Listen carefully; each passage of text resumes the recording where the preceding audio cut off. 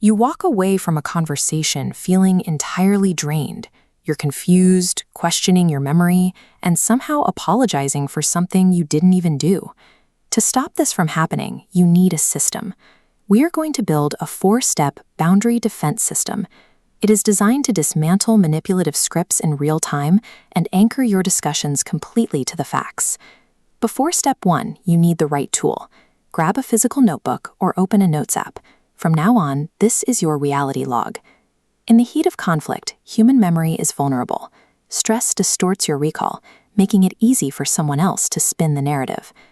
Documenting physical reality guarantees you have an objective baseline when your perception is challenged.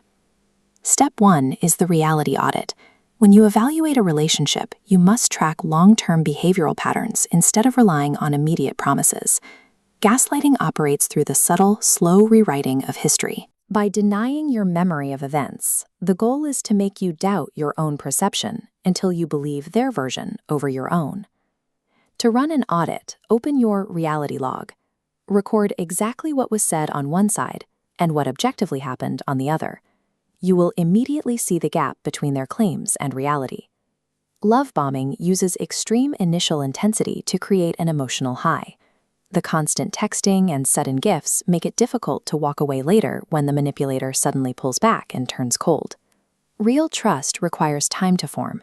If someone rushes to build a serious commitment before that foundation exists, you need to slow the pacing down. Guilt tripping operates by framing your boundaries as personal failures. A manipulator uses a sigh or a calculated pause to make you feel like your no is a debt that must be repaid with compliance.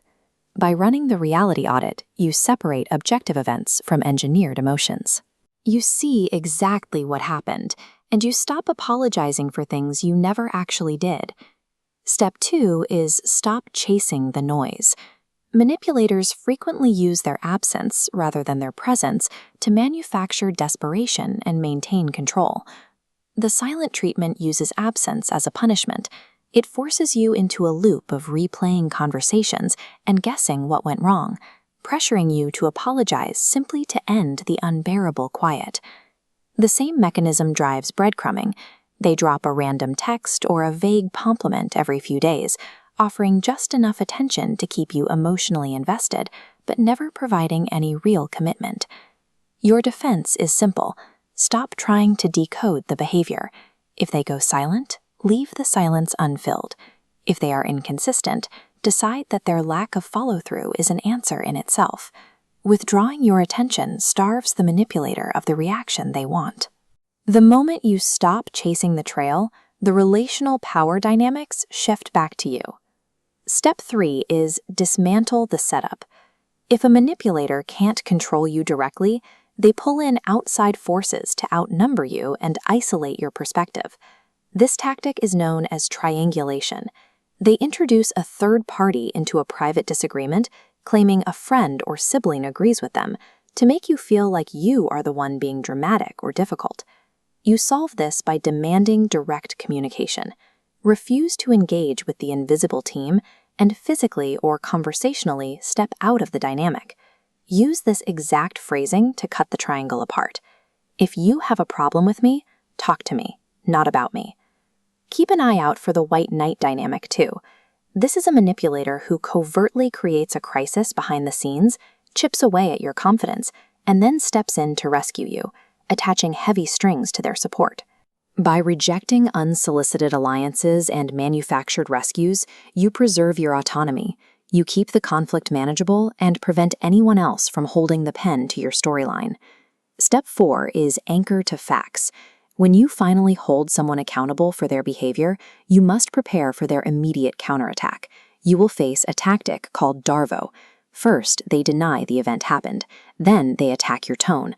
Finally, they reverse the victim and defender roles, claiming they are the ones being hurt by your honesty. This is a trap. Darvo is designed to bait you into defending how and when you brought the issue up, pulling your focus entirely away from the original harm they caused. Break the loop with this response. I am willing to talk about this, but not if the original issue keeps getting buried. Maintaining your power means you hold your ground. Once you state your facts, stop explaining your boundary to someone who is actively pretending not to understand it. Darvo relies entirely on creating confusion.